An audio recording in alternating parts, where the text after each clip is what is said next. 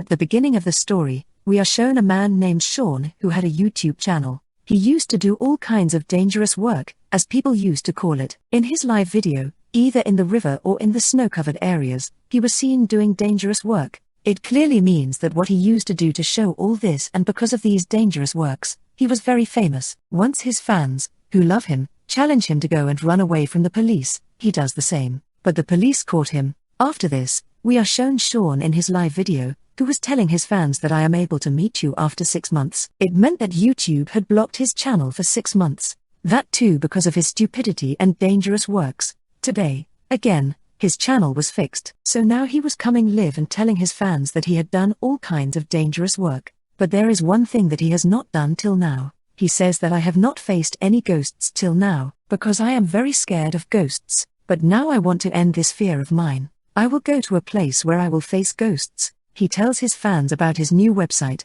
where he is going to go to a scary place tonight and come live. He tells me that I am going to spend the whole night in a haunted house. Actually, Sean wanted to go there to see if there were any ghosts or not. He had reached there last night. Many people had joined him in the live video. Now he comes here and throws his car keys in the bushes so that he does not run away from here. He tells his fans that this house is called the House of Ghosts. Many years ago, there used to be a poet here. After a few days of his death, his family members also died one by one. After that, whoever came to live in this house could not escape, because of which this house was closed. Then Sean put a camera outside here. He sees that the door of that house is closed with sticks. He breaks them and goes inside. Then later, he locks all the doors inside and throws his keys in the basement. After doing all this, Sean tells his fans, "Now I can't run away from this house. Whatever is with me here, I will have to tolerate everything. I have come here to run away from my fear." After that, Sean puts cameras in different rooms so that he can see the whole house on his tablet.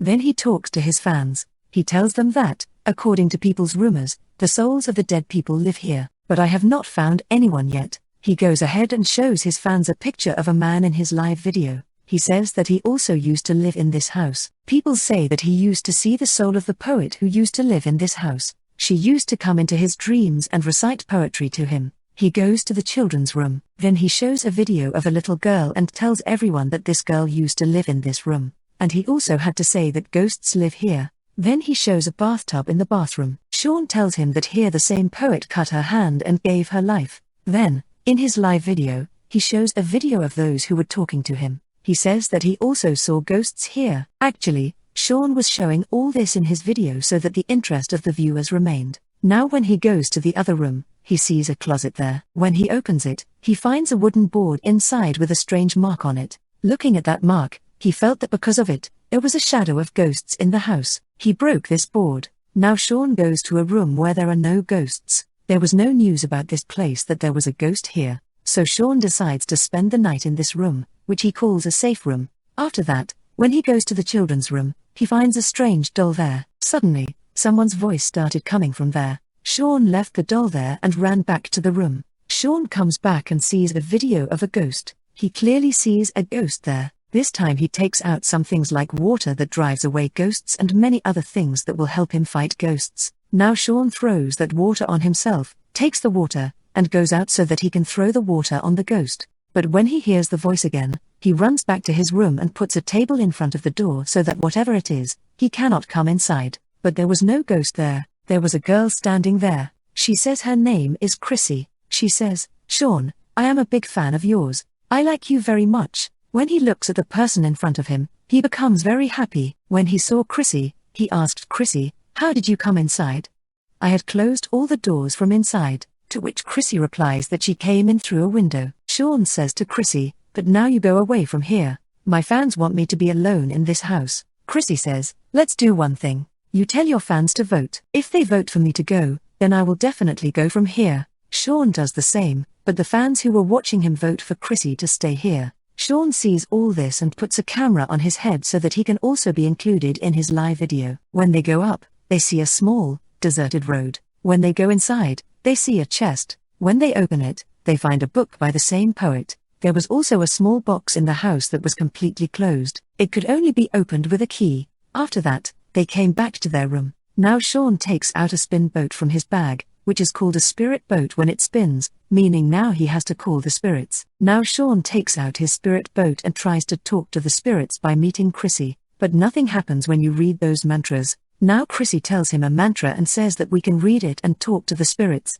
Then they hear some voices coming from the bathroom in the room above. Sean says to Chrissy, you go and see, and I will keep an eye on you with a camera. But when she went up, her camera was turned off there, because she could not see anything. Now, when he quickly goes up and looks, Chrissy is absolutely fine. He asks her why her camera was turned off. She replies that I deliberately turned it off. Sean began to doubt her. He says that you should tell me the truth. How did you come here? She says it again through the window. Sean tells her to go from here. Before Sean could understand anything else, Chrissy started laughing in a very angry way and tried to climb up on Sean and try to cut Chrissy's neck. To save his life, Sean attacks Chrissy's neck with a sharp wooden stick. Because of this, the stick crossed his neck, and Chrissy died on the spot. Sean was very scared to see him because he had killed a girl and everything was recorded on his camera. That's why he tells his fans in his live video that he has committed murder and that he is also ready to go to jail. He says you guys should send the police quickly. Saying this,